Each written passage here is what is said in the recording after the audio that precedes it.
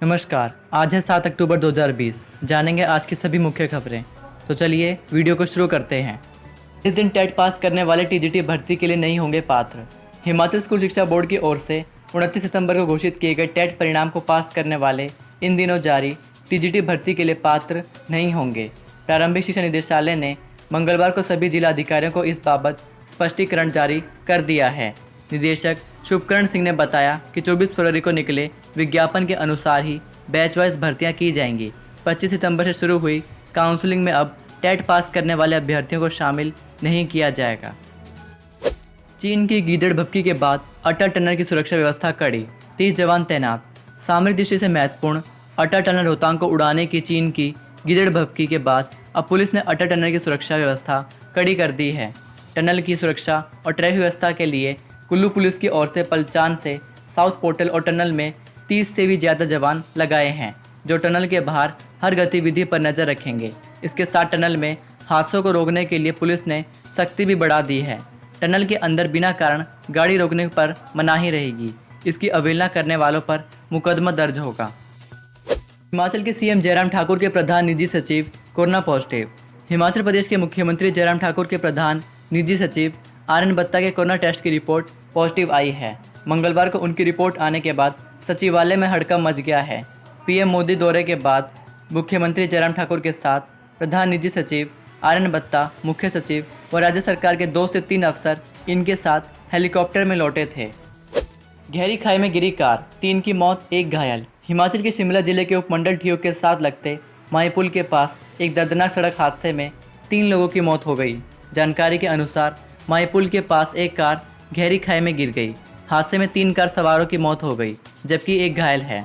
सूचना मिलते ही पुलिस ने मौके पर पहुंचकर शवों को बाहर निकाला और पोस्टमार्टम के लिए ठियोग अस्पताल में पहुंचाया। 15 अक्टूबर से हिमाचल के स्कूलों में फिर से होंगी ईपीटीएम, बैठक में फैसला। हिमाचल के सरकारी स्कूलों में पढ़ने वाले विद्यार्थियों के अभिभावकों के साथ 15 अक्टूबर से दोबारा ईपीटीएम होगी। विद्यार्थियों के फर्स्ट टर्म परीक्षाओं के परिणाम को लेकर इस दौरान अभिभावकों के साथ शिक्षक चर्चा करेंगे। मंगलवार को सचिवालय में शिक्षा मंत्री गोविंद सिंह ठाकुर की अध्यक्षता में हुई विभागीय समीक्षा बैठक में यह फैसला लिया गया। शिक्षा मंत्री ने स्वयं भी कुछ बैठकों में शामिल होकर अभिभावकों के साथ चर्चा करने को कहा है। लकड़ों के हमले से 5वीं के छात्र की मौत, ग्रामीण गंभीर। हिमाचल के हमीरपुर जिले के उपमंडल भोरंज की भलवानी पंचायत के टिहरी गांव में लकड़ियां काटने गए पिता, पुत्र और एक ग्रामीण पर रंगड़ों ने हमला कर दिया। 10 साल के बच्चे की इसमें मौत हो गई। 2 लोगों का अस्पताल में उपचार करवाया जा रहा है। शाम को ये तीनों खेतों में लकड़ियां काटने गए थे। इसी दौरान रंगड़ों ने इन पर हमला कर दिया। होटल में चल रहे देह व्यापार का भंडाफोड़, संचालक गिरफ्तार, 5 युवतियों को बचाया।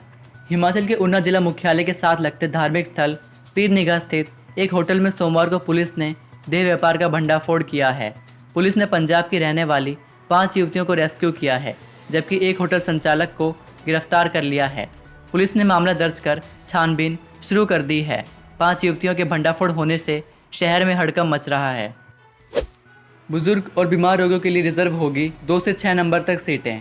प्रदेश सरकार की ओर से बाहरी राज्यों के लिए चलाई जाने वाली बसों में 2 से 6 नंबर तक सीटें बुजुर्ग, बीमारियों से ग्रस्त मरीजों के लिए आरक्षित रहेंगी। 1 नंबर सीट पर परिचालक बैठेगा। बस में चढ़ने से पहले परिचालक सवारियों को टिकट देगा। परिवहन विभाग की ओर से तैयार की गई एसओपी में यह व्यवस्था की गई है। बसों में बिना मास्क किसी को सफ़र नहीं करने दिया जाएगा। परिवहन विभाग ने एसओपी तैयार कर सरकार को भेज दी है। अब इस मामले को कैबिनेट बैठक में लाया जा रहा है। जानकारी के मुताबिक इंटरस्टेट बसें 60% सीटों के साथ शुरू होंगी। डिलक्स बसों में 50% सीटों पर यात्री सफ़र कर सकेंगे। मनाली के 1500 होटलों के अभी नहीं खुले ताले, एसओपी लागू करना चुनौती। कोरोना काल में हिमाचल के मनाली शहर के करीब 500 से 700 होटल सैलानियों के लिए तो खुल गए हैं, लेकिन पर्यटन नगरी से सटे ग्रामीण इलाके के करीब 1500 होटलों, गेस्ट हाउस और होम स्टे के अभी ताले नहीं खुले हैं।